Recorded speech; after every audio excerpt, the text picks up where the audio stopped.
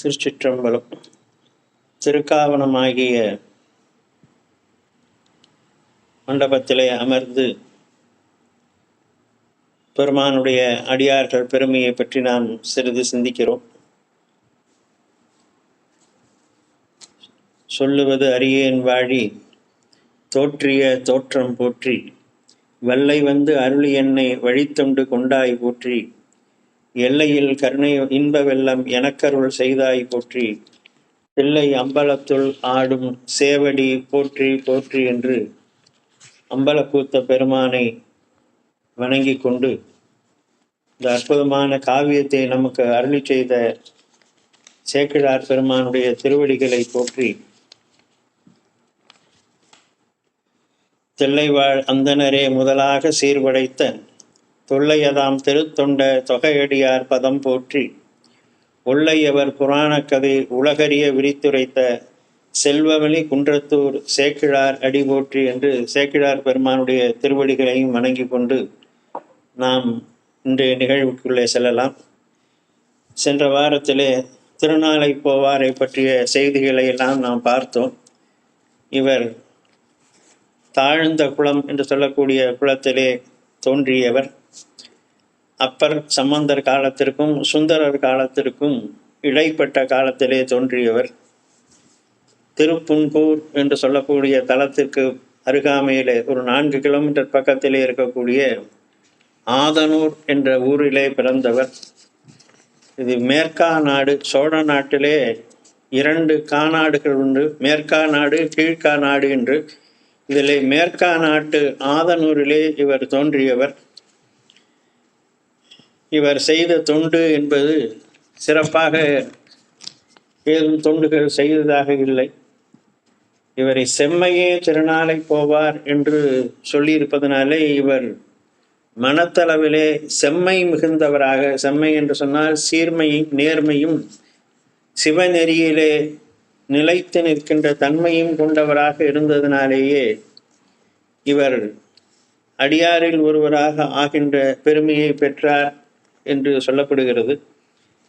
சென்ற வாரம் நாம் பார்க்கின்ற பொழுது ஆதனூருடைய சிறப்பை பற்றி, அதனுடைய இயற்கை அழகை பற்றி சேக்கிழார் பெருமான் சொல்லுவதை பார்த்தோம். நீற்று அலர்போல் ஒளி நெருங்கும் அப்பதி என்று அந்த ஆதனூரிலே வசிப்பவர்கள் திருநீர் அணிந்திருப்பதனாலே ஆதனூர் கிராமமே வெண்மையாக காட்சி அளிக்கின்றது என்கின்ற செய்தியை சொல்லுகிறார். பாலை விரி மனம் கமரும் பைங்குவலை வன் குழைத்தெங்கின் தாளெதிர மிசைமுட்டி தடங்கிடங்கின் எழப்பாய்ந்த வாழை புதைய சொரிந்த பழம் மிதப்ப வன்பளவின் என்று அந்த ஆதனூர் கிராமத்தினுடைய நாட்டு வளத்தை சொல்லுகிறார். வயலிலே இருக்கக்கூடிய அந்த வாழை மீன் வேகமாக மேலேறி தென்னை மரத்தின் அடியிலே மோத குளையிலே காய்த்து சொல்லுகின்ற அந்த தென்னங்காய்கள் சிதறி கீழே விழுந்து அந்த வாழை மீன் மேலேயே விழுந்து அதை சேற்றுக்குள்ளே அமுக்கக்கூடிய அந்த அற்புதமான வளம் பொருந்திய மருத வளம் பொருந்திய நாடு என்றதை சொல்லுகிறார். அதனுடைய தொடர்ச்சியாக நம்ம சென்ற வாரம் பார்க்கின்ற பொழுது, மற்ற அவ்வூர் புறம்பனையின் மயல் மருங்கு பெருங்குளையில் சுற்றம் விரும்பிய கிழமை தொழில் உழவர் கிளை துவன்றி பற்றிய பைங்கொடி சுரை மேல் படர்ந்த பழங்கூரை உடை புல்குரம்பை சிற்றில் பல நிறைந்து உலதுவோர் புழைப்பாடி என்ற செய்தியை பார்த்தோம். இந்த புழைப்பாடி என்பது, பாடி என்று சொன்னால் சேரி என்று குடியிருப்பு பகுதி, ஒரு குடியிருப்பு பகுதிக்கு பாடி என்பது பெயர். இது புழைப்பாடி என்பது அந்த புழைத்தொழில் செய்கின்றவர்கள் குடியிருக்கின்ற பகுதி. புழைத்தொழில் என்பது இறந்து போன ஆடு மாடுகள் மற்றும் விலங்குகளுடைய தோலை உரித்து அதனுடைய மாமிசத்தையும் உண்ணுகின்ற ஒரு நிலையிலே இருக்கக்கூடிய அந்த மக்கள் வாழ்கின்ற பகுதி. இது தமிழ்நாடு முழுவதும் இருக்குது. குறிப்பாக நம்முடைய சோழ நாட்டிலே இந்த மாதிரியான குடியிருப்புகளை நம்ம பார்க்கலாம். அதனால அது இப்போ சென்னையில் ஒரு பகுதி வியாசர்பாடின்னு இருக்குது, சக்கரப்பாடின்னு இருக்குது, வியாசர்பாடின்னு இருக்கு. அப்போ பாடி என்று சொன்னாலே அது அந்த மாதிரி புலையர்கள், அந்த தாழ்ந்த வகுப்பினர் வசிக்கின்ற பகுதி என்பது ஓரளவு நாம் அதை சொல்லலாம்.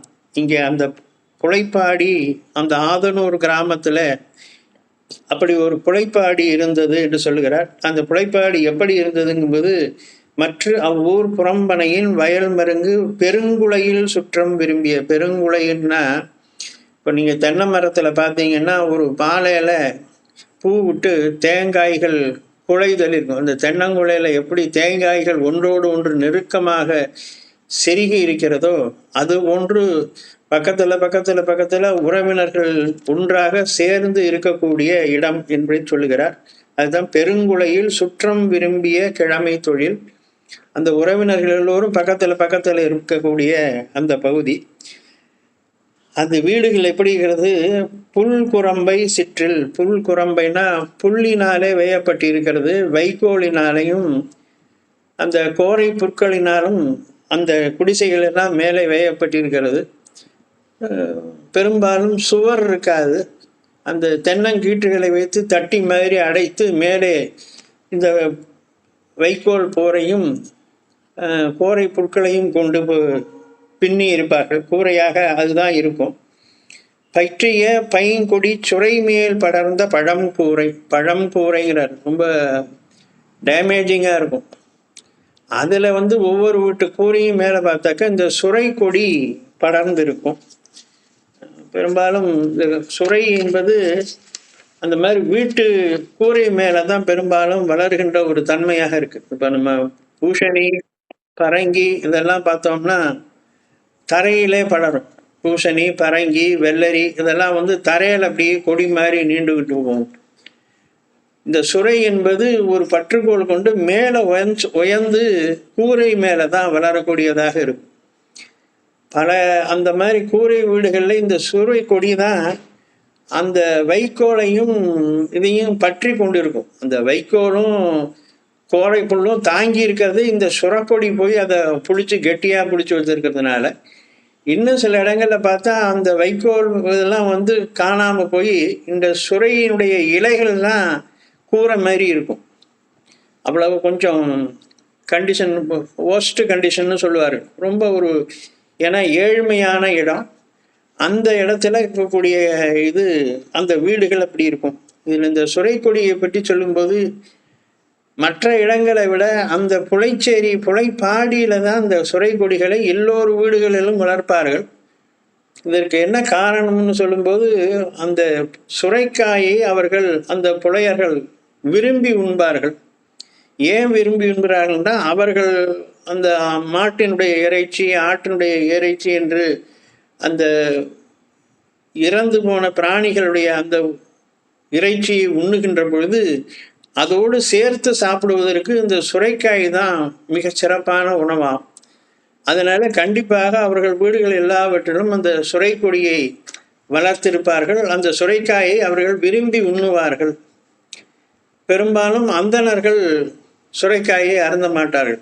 அதற்கு என்ன காரணம்னா இதைத்தான் காரணங்கள். அது அந்த மாமிசத்துடன் சேர்த்து சாப்பிடுவதற்கு உபயோகப்படுகின்ற காய்கறி என்பதனால அந்தணர்கள் பெரும்பான்மையும் இந்த சுரைக்காயை சாப்பிடுவதில் அவர்கள் உணவில் அதை சேர்க்க மாட்டார்கள். அப்படிப்பட்ட அந்த சுரைக்கொடி மேலே படர்ந்திருக்கிறது. அதுதான் கொடிச்சுரை மேல் படர்ந்த பழங்கூரை உடை புல்குரம்பை சிற்றில் பல நிறைந்து. சிற்றில்னா சிறிய வீடுகள், தட்டியாக இருக்கும். அதில் கூறுகிர் மெல்லடி அழகின் குறும்பார்ப்பு குழு சுழலும். கோழி குஞ்சுகள் முட்டையிட்டு அந்த கோழி குஞ்செல்லாம் போகும். நாய்கள் படுத்து கிடக்கும், நாய்க்குட்டிகள் கிடக்கும். இந்த பையங்க என்ன செய்வாங்கன்னா, அந்த நாய்க்குட்டியை போய் தூக்கிட்டு போவாங்க. அந்த தாய் நாய் அவங்கள துரத்திக்கிட்டு கடிக்கிற மாதிரி ஓடும். இப்படியான சூழ்நிலை. அந்த இடம் கொஞ்சம் அது என்ன சொல்லலாம், அன்ஹெல்த்தியாக, அதாவது ஒரு சுகாதாரமற்ற ஒரு சூழ்நிலையில் இருக்கும். மேடு பள்ளமாக இருக்கும், தண்ணி தேங்கி நிற்கும். ஒரு நல்ல ஒரு குடியிருப்பு பகுதியாக இருக்காது. முன்னையுமாக கட்டுறது கிராமப்புறங்களில் இருக்கிறவங்க பார்த்துருக்கலாம். ஆனால் இன்றைக்கு ஒரு கடந்த 10 ஆண்டுகளாக இப்போ அரசாங்கம் அந்த மாதிரி குடியிருப்புகள் எல்லாவற்றையும் எடுத்துகிட்டு புதிய வீடுகள், கான்கிரீட் வீடுகள் கட்டுறதுனால இப்போ அந்த காட்சியை காண முடியுமான்னு தெரியல. நான் சர்வீஸில் இருக்கும்போது இந்த குடும்ப கார்டு, ரேஷன் கார்டுகளை வெரிஃபிகேஷனுக்காக கிராமங்களுக்கு போவோம். அப்போ அந்த மாதிரி அந்த புலைச்சேரிகளில் போய் பார்க்கும்போது இப்போது சேக்கிழார் எப்படி வர்ணித்திருக்கிறாரோ அதே மாதிரி தான் அந்த வீடுகள் இருக்கும். ஒரு தட்டியினால் அமைக்கப்பட்ட சுவர், கல் சுவர் இருக்காது. மேலே பிஞ்சு போன கூரை, அது மேலே சொரக்கொடி, பக்கத்தில் மரத்தில் கட்டி போட்ட நாய், கோழி ஓடும். இந்த மாதிரியான ஒரு சுச்சுவேஷன் எப்படி சேக்கிழார் இங்கே நமக்கு காட்டுகிறாரோ அந்த மாதிரி தான் அந்த வீடுகள் எல்லாம் இருக்கும். அதை நான் பார்த்துருக்கிறேன். இப்போ கொஞ்சம் மாறி இருக்கு. இப்போ அரசாங்கத்தினுடைய திட்டங்களில் அந்த வீடுகளை எல்லாம் மாற்றி திட்டங்கள் வச்சிருக்கிறதுனால இப்போ மாறி இருக்கலாம். ஆனால் பழைய சோழ நாட்டில் பெரும்பான்மையும் கிராமங்களில் இந்த புலைப்பாடி என்பது இப்படி தான் இருக்கும். அதை சேக்கிழார் மிக அழகாக 800 வருஷத்துக்கு முன்னாடி எழுதின இந்த நூலில் அவர் என்ன சொல்லியிருக்காரோ அதே மாதிரி தான் இன்றைக்கு இருந்தது நான் பார்த்துருக்கிறேன். அப்போ மென் சிறு தோல் மிசை உழத்தி மகவு உறக்கும் நிழல் மருதம், அங்கே நடக்கக்கூடிய செய்திகளை சொல்லுகிறார். மருத மரத்தில் பக்கத்தில் அந்த புலையர் வீட்டு பெண்கள் என்ன செய்வாங்கன்னா, தோலை கீழே விரித்து போட்டு குழந்தையை அதை தூங்க வைத்திருப்பார்கள். அந்த பக்கத்தில் இருக்கக்கூடிய வஞ்சி மரங்களுக்கு கீழே பெரிய பானைகளை புதைத்திருப்பார்கள். அந்த பானைகளை போய் கோழி முட்டையிட்டு அதை அடைகாக்கும். அந்த பக்கத்தில் இருக்கக்கூடிய மாமரத்தில் இவர்கள் அந்த பறை என்று சொல்லக்கூடிய தப்பட்டை, தாரை தப்பட்டை என்று சொல்வார்கள், அவர்கள் வாசிக்கின்ற அந்த பறையை அதிலே தொங்க வைத்திருப்பார்கள். புன்தலை நாய் புனிற்று மலைப்புடை தெங்கும் உடைத்து எங்கும் என்று அந்த செய்தி சொல். இதெல்லாம் அந்த அந்த இடங்கள்ல நடக்கக்கூடிய விஷயம். இதற்கு பிறகு அவருடைய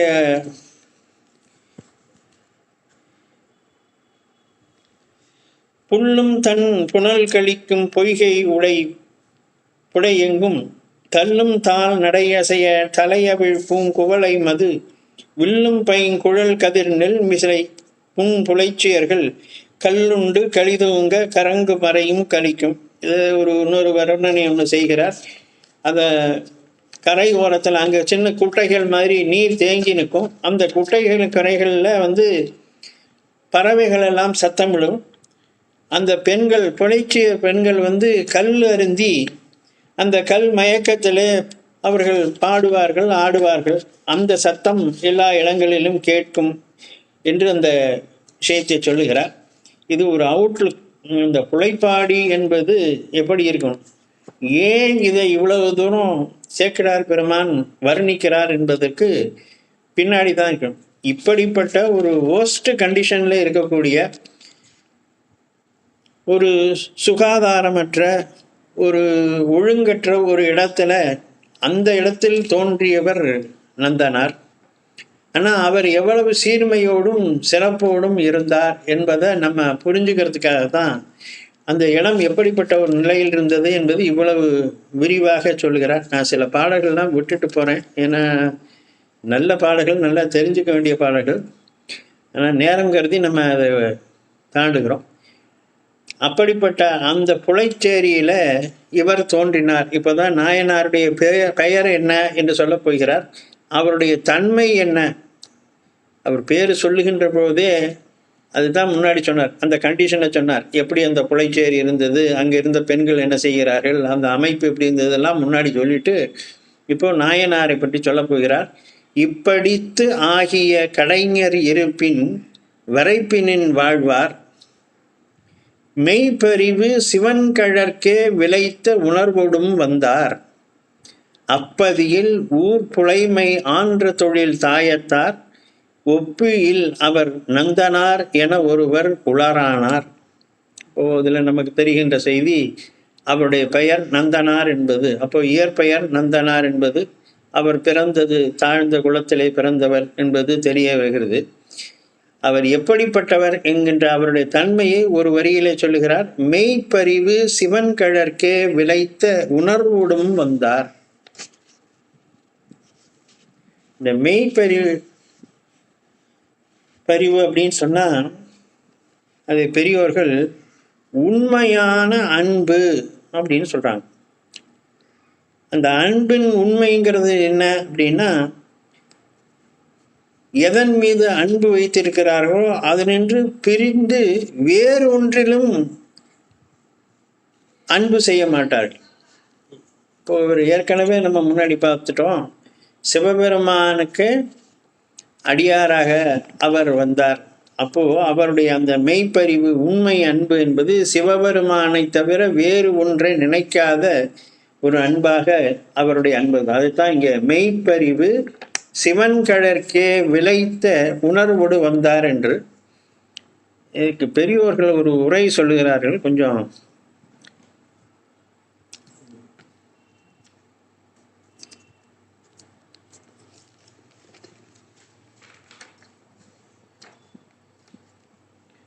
இந்த விளைத்த உணர்வோடும் வந்தார் அப்படின்னா இது நமக்கு புரியுது. மெய்ப்பு தெரிவு சிவன் கழற்கே, சிவபெருமானுடைய திருவடிகளுக்கு மிக்க அன்போடு அவர் இருந்தார். உண்மையான அன்போடு இருந்தார், சும்மா போலியாலாம் இல்லை, எதையும் எதிர்பார்த்து இல்லை.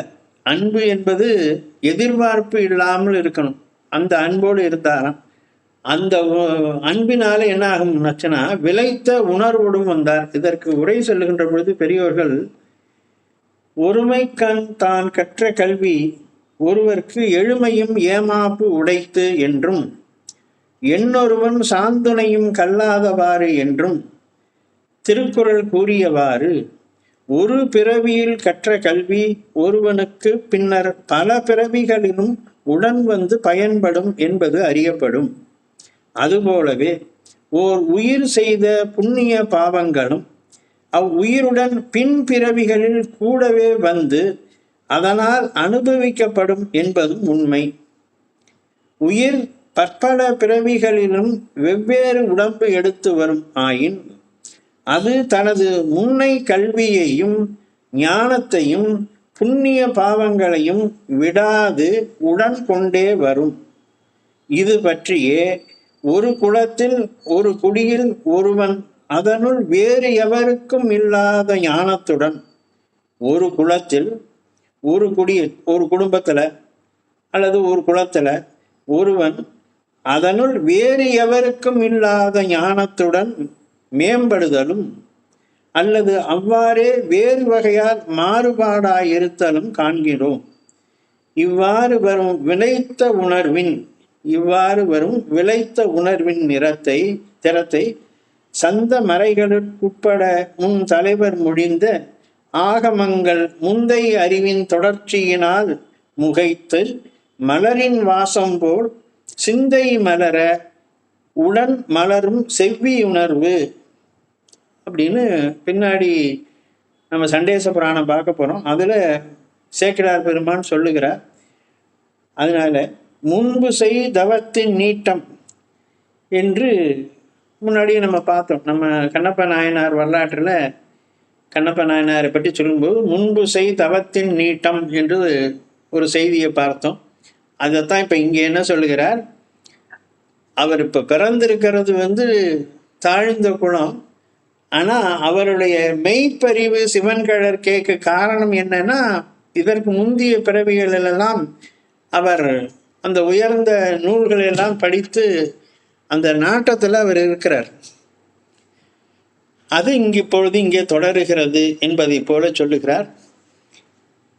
பிறந்து உணர்வு தொடங்கிய பின் அது எப்படிங்கிறத அடுத்த பாடலில் இன்னும் தெளிவாக சொல்ல. அவருடைய உணர்வு எப்படி இருந்துச்சுங்கிறதுக்கு பிறந்து உணர்வு தொடங்கிய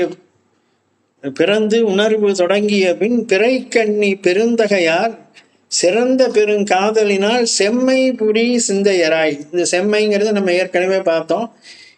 சிவமாம் தன்மை, சீர்மையாக நேர்மையாக உள்ள தன்மை என்று மறந்தும் அயல் நினைவு இன்றி வருபிறப்பின் வழிவந்த அறம்புரி கொள்கையராயே அடித்தொண்டின் நெறின்றார். இதில் சில செய்திகள். பிறந்து உணர்வு தொடங்கிய பின் பிறைக்கண்ணி பெருந்தகை பால் என்று நமக்கு முன்னாடி காரைக்கால் அம்மையார் ஒரு செய்தியை சொல்லியிருக்கிறார். அந்த அம்மாவும் சொல்லியிருக்காங்க. பிறந்து மொழி பயின்ற பின்னெல்லாம் காதல் சிறந்து நின் சேவடியே சேர்ந்தேன் என்று அற்புத திருவந்தாதியிலே காரைக்கால் அம்மையார் அருளி செய்திருக்கிறார்.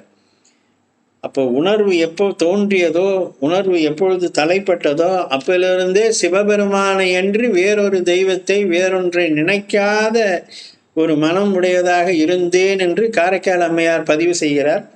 அதுதான் இங்கேயும் இவர் சேக்கிழார் பெருமான் நந்தனாரை பற்றி சொல்லும்போது பிறந்து உணர்வு தொடங்கிய பின், நம்ம சாதாரண எனக்கு நினைவு தெரிஞ்ச நாள்லேருந்து நான் அதை பண்ணினதில்லை, நான் பார்த்ததில்லை அப்படின்னு நம்ம இப்போ சாதாரணமாக சொல்லுவோம். அப்போ இந்த நினைவு தெரிந்த நாள் முதல் அப்படின்னு சொல்கிறது தான் இங்கே பிறந்து உணர்வு தொடங்கிய பின் இவர் என்ன செய்தார்? பிறைக்கண்ணி பெருந்தகை,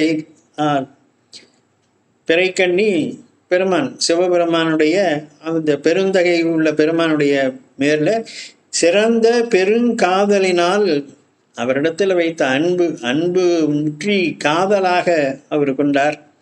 இந்த பெருந்தகை அப்படிங்கிறதுக்கு பெரியோர்கள் விளக்கம் சொல்லுகின்ற பொழுது, அந்த பெரும் தகைமை என்பது என்னவென்றால், தன்னை அடைந்தவர்களுடைய பிழைகளை பொறுத்து அவர்களுடைய சிறுமை குணத்தை நோக்காது ஆட்கொண்டு அருளுதல். இந்த தன்மை இறைவனுக்கன்றி வேறு யாருக்கும் அமையாது. இறைவனுக்கு மட்டும்தான் தன்னை அடைந்தவர்களுடைய பிழைகளை பொறுத்து அவர்களுடைய சிறுமையான குற்றங்களை எல்லாம் மன்னித்து அவர்களை ஆட்கொண்டு அருளுகின்ற தன்மை சிவபெருமானுக்கு மட்டும்தான் உண்டு. அதனால தான் இதை நம்ம ஞானசம்பந்த பெருமான் சொல்லும்போது மண்ணில் நல்லவண்ணம் பதிகத்தில் அழகா சொல்லுவார், பெண்ணில் நல்லாளோடும் பெருந்தகை இருந்ததே என்று அவர் சொல்லுகிறார். அப்படி அந்த பெருந்தகையாக இருக்கக்கூடிய சிவபெருமானிடத்திலே சிறந்த காதலினாலே விளங்கினார். அது எப்படி இருந்தாராம்? மறந்தும் அயல் நினைவு இன்றி, கொஞ்சம் கூட மறந்து போகாம, அயல் நினைவு இன்றி வேறு நினைப்பு இல்லை, எப்போதும் சிவபெருமானை பற்றிய நினைவாகவே இருந்தார். நமக்கு சுந்தரருடைய நினைவு வருகிறது. மற்ற பற்றனக்கின்றி என்று தொடங்கும் போதில், நற்றவா உன்னை நான் மறக்கினும் என் நான் சொல்லும் நமச்சிவாயவே என்று சுந்தர பெருமான் நமக்கு காட்டுகிறார்.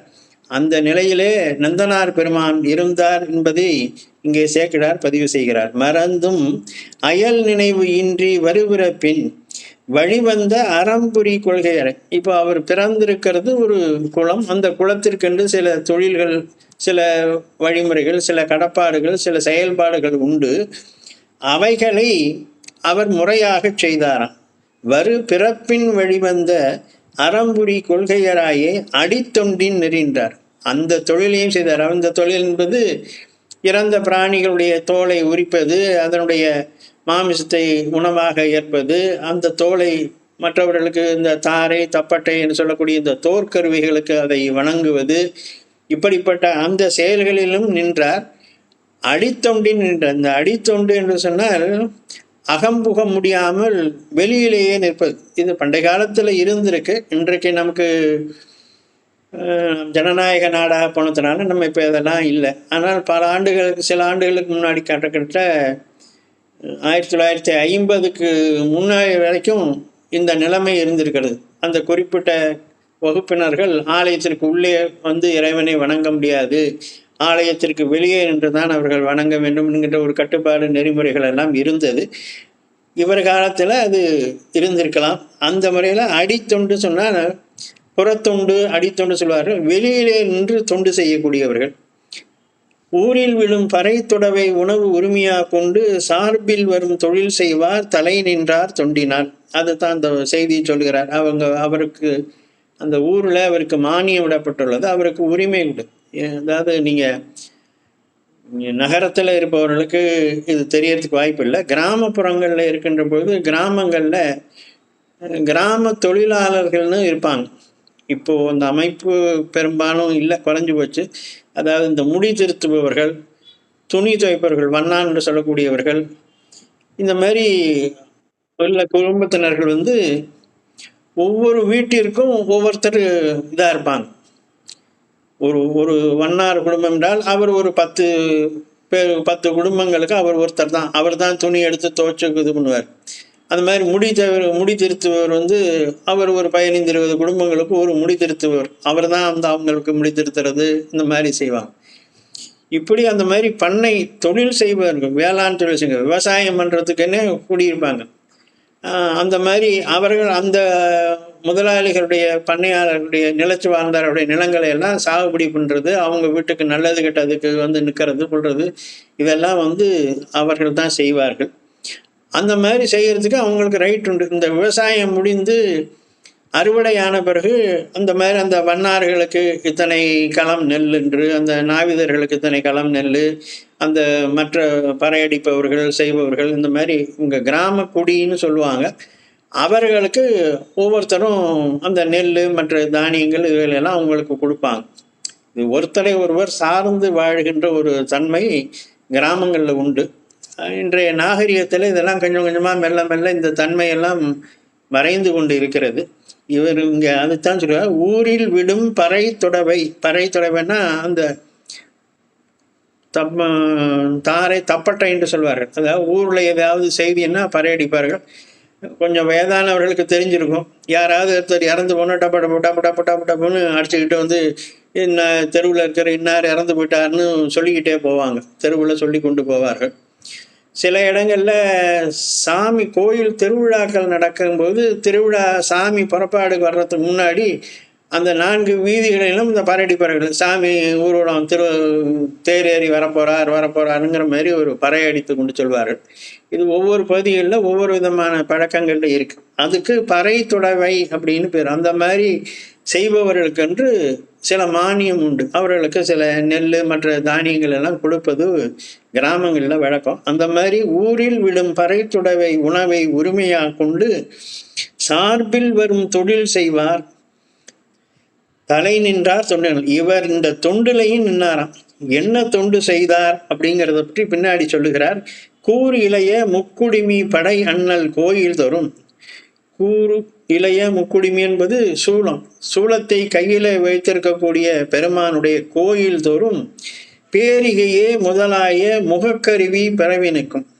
பேரிகைன்னு சொன்னால் அந்த முரசுன்னு நம்ம பழைய காலத்தில் ஆலயங்கள் இருந்தது. இப்போ எல்லாம் வந்து இந்த எலக்ட்ரிக்கல் இது வச்சுட்டாங்க. ஒரே இது நேரத்திலேயே இது ட்ரம் அடிக்கும், மணி அடிக்கும், இந்த ஜால்ரா போடும், இந்த மாதிரி இப்போ எல்லாம் மிஷின் வந்துடுச்சு. பழைய காலத்தில் பெரிய கோயில்கள்லாம் பார்த்தாக்கா முரசறைகிறதுக்குன்னு தனியாக இருப்பாங்க. இந்த நாதஸ்வரம் எக்காலம் ஊதுதல், பேரிகை அடித்தல் இந்த மாதிரி இருக்கும். இதில் வந்து இருமுக கருவி ஐமுக கருவின்னு இருக்கும். இந்த ஐமுக கருவின்னு ஒரு ஃபேமஸ். இது வந்து திருவாரூர்லையும் திருத்துறைப்பூண்டியும் இருக்கும். பஞ்சமுக வாத்தியம் அப்படின்னு பேர். இது வந்து முசுகுந்த சக்கரவர்த்தி தேவலோகத்திலிருந்து அந்த தியாகராஜ பெருமானை இழுத்து வருகின்ற போது அந்த தேவலோகத்தில் வாசிக்கப்பட்ட அந்த பஞ்சமுக கருவியையும் பூமிக்கு கொண்டு வந்தான் அப்படின்னு ஒரு வரலாறு உண்டு. அதனால தான் அது திருவாரூர் ஆலயத்தில் மட்டும் இருக்கும். இப்போது திருத்துறைப்பூண்டி ஆலயத்திலையும் அது இருக்குது. 5 துளைகள் இருக்கும். 5 துளைகளும் தோல் மூடப்பட்டு 5 முகமாக அதை வாசிக்கிறது ஒரு வழக்கம் உண்டு. இப்போவும் நீங்கள் பார்க்கலாம், திருவாரூர் போனீங்கன்னா சாயரட்ச பூஜை நேரத்தில் மட்டும் அந்த பஞ்சமுக வாத்தியம் வாசிக்கப்படுகிறது. அந்த மாதிரி அந்த தோல் கருவிகளுக்கு மேலே போர்த்துகின்ற அந்த முகத்தை போர்த்துகின்ற தோலை கொடுப்பது இவர் ஒரு தொண்டாக செய்து வந்தார். அது மட்டும் இல்லை, போர்வை தோல் விசை வார் சென்று இணையனவும் புகழும் இசை நேர் வைத்த வீணைக்கும் யாழுக்கும் நிலை வகையில் சேர்வுற்ற தந்திரியும் தேவர் பிரான் அர்ச்சனைக்கு ஆர்வத்தினுடன் கோரோசனையும் இவை அளித்துள்ளார். இதுதான் இவர் செய்த தொண்டாக நமக்கு தெரிகிறது. இந்த தொண்டு வந்து இவர் சார்ந்த பிறந்த குலத்திலிருந்து இருக்கக்கூடியதுலேருந்து இவர் செய்தார். நம்ம தொண்டு செய்யணும்னாக்கா ஏதோ புதுசாக செய்யணுங்கிறது இல்லை, நம்மளால் எதுவும் இல்லை. நமக்கு எந்த நெறியில் நிற்கிறோமோ, நமக்கு என்ன வாய்ப்பு இருக்கிறதோ அதையே அதில் ஒரு தொண்டு செய்வது என்பது தான் நம்ம நாயன்மார்கள் வரலாற்றில் பார்க்கணும். அதிபத்த நாயனார் வரலாற்றில் பார்த்தா அவர் மீன் பிடிப்பவர். அவர் ஒன்றும் தனியாக போய் செய்யலை. அவர் என்ன தொண்டு செய்தார்? பிடிச்ச மீனில் முதல்ல பிடிச்ச மீன் இது இறைவனுக்குன்னு சொல்லி திருப்பி கடலில் விட்டார். அவ்வளோதான் அவர் செஞ்சார். அவர் ஒன்றும் வேற பெரிய தொண்டுகள் செய்யலை.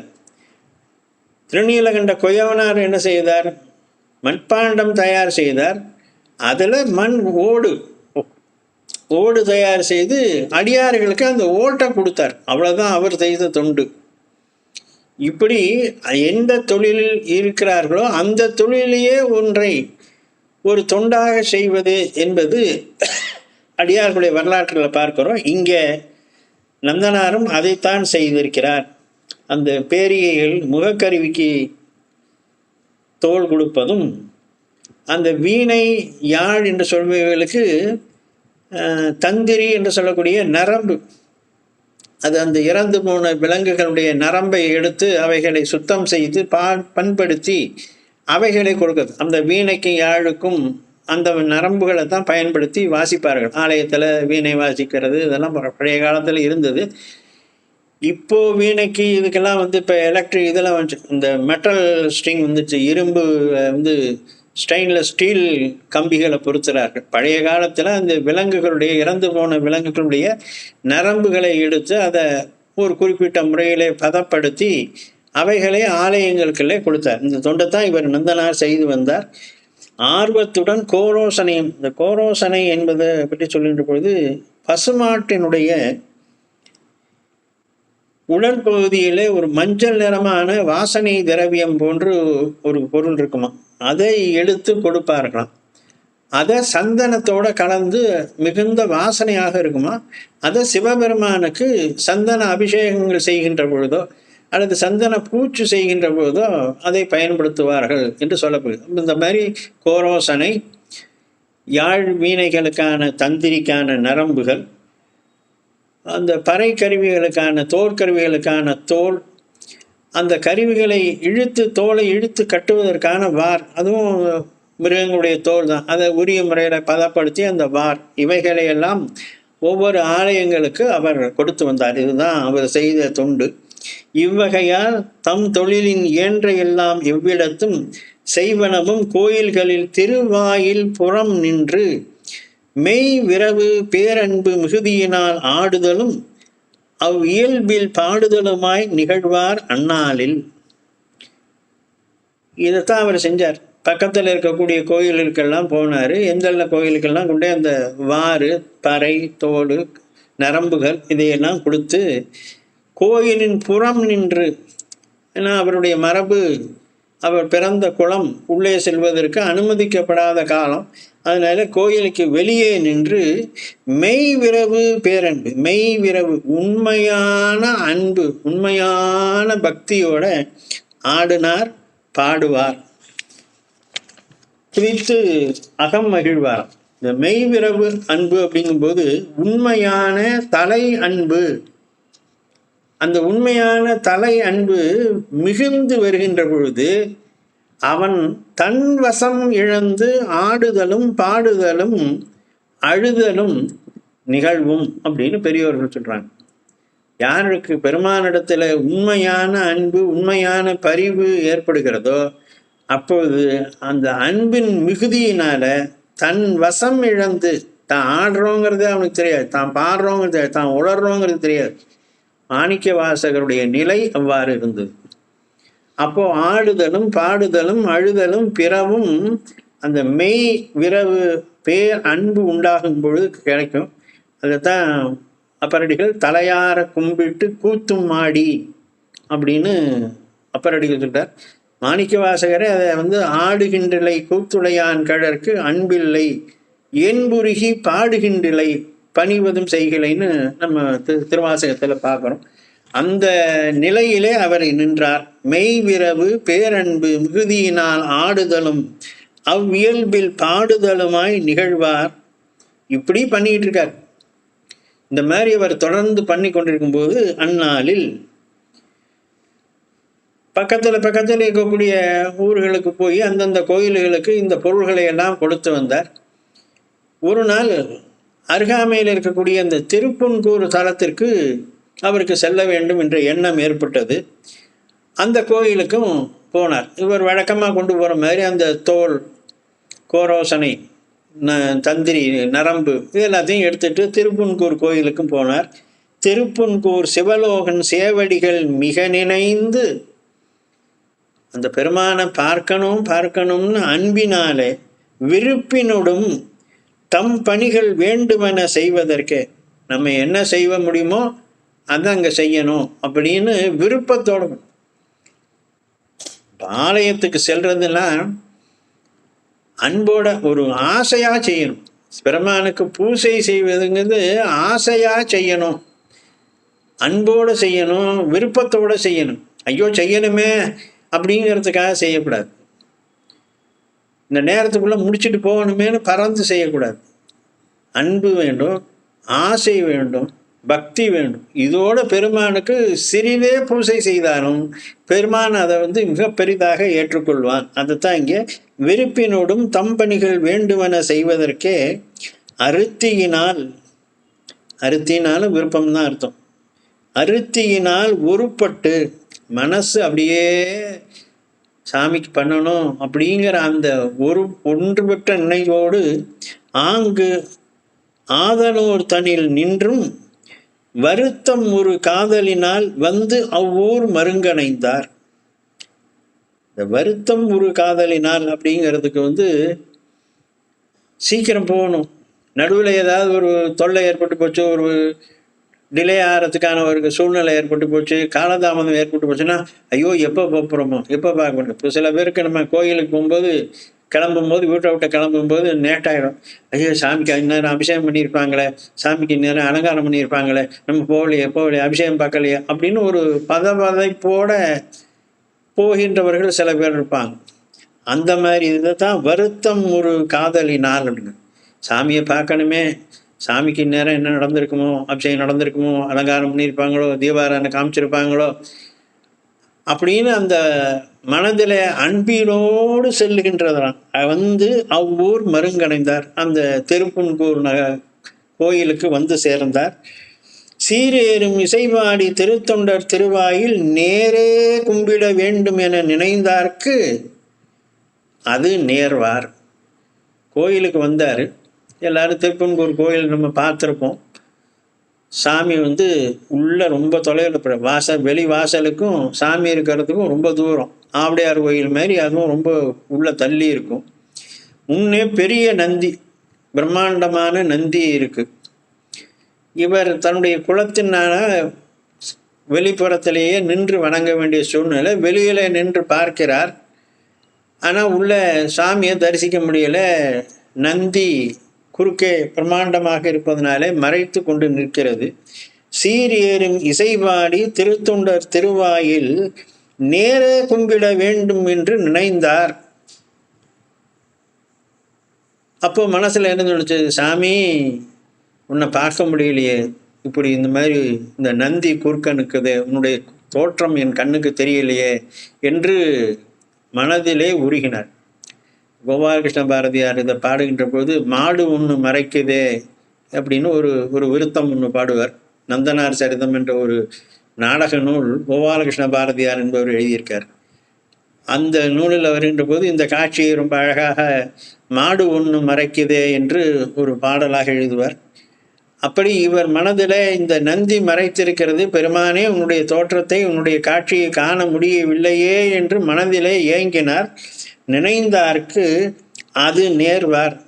அவருடைய நினைப்ப சாமி என்ன பண்ணாராம், கார் ஏறும் எயில் புன்கூர் கண்ணுதலார் திருமுன்பு போர் ஏற்றை விளங்க அருள் புரிந்து அருளி புலப்படுத்தார்.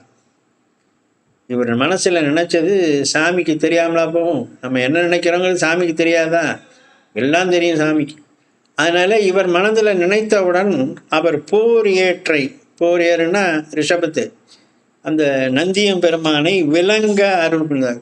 நந்தி சற்றே விலகியும் பிள்ளாயின்னு நந்திக்கு சொன்னாராம். நந்தி சற்று நகர்ந்த போது வெளிவாயிலே நின்று கொண்டிருந்த நந்தனார் நேரே சிவலோகநாதனை தரிசனம் செய்தார். கண்ணுதலான் திருமுன்பு போர் ஏற்றை விளங்க அருள் புரிந்து அருளி புலப்படுத்தார். அவர் கண்ணால சிவலோகநாத சுவாமியை தரிசனம் செய்தார். சிவலோகம் உடையவர்த்தம் திருவாயில் முன்னின்று பவலோகம் கடப்பவர்த்தம் பணிவிட்டு பணிந்து எழுந்து சுவலோடு வாரடைய போவார். பின்பு ஒரு சூழல் அவளோடும் அடுத்தது கண்டு ஆதரித்து குளம் தொட்டார். சாமியை பார்த்தார், சந்தோஷம், ஆடினார், பாடினார், கீழே விழுந்து புரண்டார். பெருமானே போற்றி போற்றி என்று உச்சி மேல் கை குவித்தார். அப்போ சிவலோகம் உடையவர் தம் திருவாயின் முன் நின்று இவ்வளவும் பண்ணி பவலோகம் கடப்பார். பவலோகம்னா இந்த வாழ்க்கை ஆகிய இந்த கடலை கடக்கக்கூடிய பெருமை பெற்ற அந்த நந்தனார் இதெல்லாம் பண்ணி முடிச்சுட்டு எழுந்து நின்றார். ஓரளவுக்கு அப்படி சாமியை பார்த்தாச்சு. ஒரு ஒரு ஒரு மனதில் ஒரு புலகாங்கிதம் ஏற்படுவது. சாமியை பார்த்துட்டோம், சிவலோகநாதனை தரிசனம் பண்ணிட்டோம், நமக்காக சாமி அந்த மாட்டை நகர்த்தி விட்டுட்டாரு, நமக்கு நேர காட்சி கொடுத்தாரே என்று நினைந்து நினைந்து விம்மி விம்மி அழுது மனதில் ஆனந்தமும் பரவசமும் பொங்க பொங்க விழுந்து பணிந்து எழுந்து சுவலோடு வாரலைய போவார். அவர் அந்த கையில் வைத்திருந்த பொருள்கள் எல்லாம் நழுவி கீழே விழுந்தன. பின்பு ஒரு சூழல். அப்போ கோயிலை சுற்றி வருகிறார். கோயிலுடைய பின்புறத்தில், பின்புங்கிறது பின்புறத்தில் ஒரு சூழல். சூழல்னாக்க வட்ட வடிவமான அவளோட ஒரு பள்ளம் இருந்தது. சாமி கோயிலுடைய பின்பக்கத்தில் ஒரு வட்ட வடிவமான பள்ளம் இருந்தது, தூர்ந்து போயிருக்கு. அப்போ அதை பார்த்தோன்னா புரிந்து கொண்டார், ஏற்கனவே அங்கே குளம் எரிந்திருக்கிறது, குளம் வற்றி போய் தூர்ந்து போய் விட்டது. அப்போ திருக்குளத்துக்கு திருக்கோயிலுக்கு திருக்குளம் இல்லை என்பதை தெரிந்து கொண்டு அடுத்து கண்டு ஆதரித்து குளம் தொட்டார். தொட்டார்னா வெட்டினார்னு அர்த்தம். அப்போது அந்த இது பண்ணியிருந்த கீழே தூர்ந்து போய் நின்ற அந்த குளத்தை மீண்டும் சுத்தமாக்கி அதை திருக்குளமாக ஆக்கி அந்த பணியினை செய்தார். இந்த பணி சிவதர்மம்னு சொல்றது. இப்போ சாதாரணமாக குளம் வெட்டுறது, மரம் வெட்டுறது அதெல்லாம் பசு தர்மம்னு சொல்லுவாங்க. நம்முடைய சாத்திரத்தில் சொல்லுகின்ற பொழுது காவினை தொட்டும் குளம்பல தொட்டும்னு ஞானசம்பந்தர் சொல்லுவார். அது மாதிரி குளங்களை வெட்டுதல், மரச்சோலைகளை ஏற்படுத்துதல், மரங்களை நடுதல், இதெல்லாம் பசு தர்மம். ஆனால் இப்போ இவர் செய்தது சிவபெருமான் ஆலயத்திற்காக, சிவபெருமானுக்காக ஒரு குளத்தை திட்டபோது இது சிவதர்மமாக ஆகிறது என்று பெரியோர்கள் சொல்லுகிறார்கள். அப்போது அந்த மாதிரி குளத்தை வெட்டினார். பிறகு வடங்கொண்ட பொன்னிதழி மணிமுடியார் திருவருளால் தடங்கொண்ட குளத்து அளவு சமைத்ததன் பின் எம் தம்பெருமான் இடம் கொண்ட கோயில் புறம் வளம் கொண்டு பணிந்திருது. குளத்தை வெட்டினார், ரொம்ப சந்தோஷம். மறுபடியும் வந்தார், கோயிலை திரும்பி திரும்பி 4 முறை சுற்றி வந்தார். பெருமானிடத்தில் விடை கொண்டு, ஐயா நான் ஊருக்கு போயிட்டு வரேன், சாமி பத்திரமாரு நல்லாயிரு என்று பேசிவிட்டு மீண்டும் தன்னுடைய ஆதனூருக்கு சேர்ந்தார். விடை கொண்டு தம்பதியில் நன்னினார். இத்தன்மை ஈசர் மகிழ்பதி பலமும் சென்று இறைஞ்சி. இந்த மாதிரி பக்கத்தில் இருக்கக்கூடிய திருநீடூர் கோயிலுக்கு போனார். புள்ளிருக்கு வேலூர் என்று சொல்லக்கூடிய வைத்தீஸ்வரன் கோயிலுக்கு போனார். பக்கத்தில் இருக்கக்கூடிய அந்த பந்தநல்லூர் என்ற கோயிலுக்கு போனார். இப்படி ஆதனூரை சுற்றி இருக்கக்கூடிய கோயில்கள் எல்லாவற்றிற்கும் சென்று அந்த பறை தோலையும் வாரினையும் நரம்புகளையும் கோரோசனையெல்லாம் கொடுத்து மெய்த்த திரு தொண்டு செய்து விரவுவார் மிக்கெழுந்து. இப்படியே எல்லாம் பார்த்தாரு. அவர் மனசில் ஒரு எண்ணம் சித்தமுடும் திருத்தில்லை திருமன்று சென்று இறைஞ்ச உயிர்த்த பெரும் காதல் உணர்வு ஒழியாது உதிப்ப. அவர் மனசில் ஒரு எண்ணம் சிதம்பரத்துக்கு போய் நடராஜ பெருமானுடைய அந்த ஆடலை தரிசிக்க வேண்டும். இப்போ பக்கத்தில் ஆதனூருக்கு பக்கத்தில் இருக்கிற கோயில்கள் எல்லாத்தையும் போயிட்டு வந்துட்டாரு. இப்போது யாரோ சொல்லியிருக்கலாம், அங்கே சிதம்பரத்தில் பிரமாதமாக இருக்குது, சாமி நடராஜர் இருக்காருன்னு கேள்விப்பட்டிருக்கலாம். அப்போ அவருடைய உள்ளத்தில் அந்த சிந்தனை, சித்தமுடும் திருத்தில்லை திருமன்று சென்று இருந்த சித்தத்திலே அந்த உணர்வு தோன்றியதான். அதனால உய்த்த பெரும் காதல் உணர்வு ஒழியாது திரும்ப திரும்ப திரும்ப திரும்ப சிதம்பரம் போகணும், தில்லைக்கு போகணும், திருமன்றை தரிசிக்கணும் அப்படிங்கிற அந்த எண்ணம் அவருக்கு தோன்றிக்கொண்டே இருந்தது.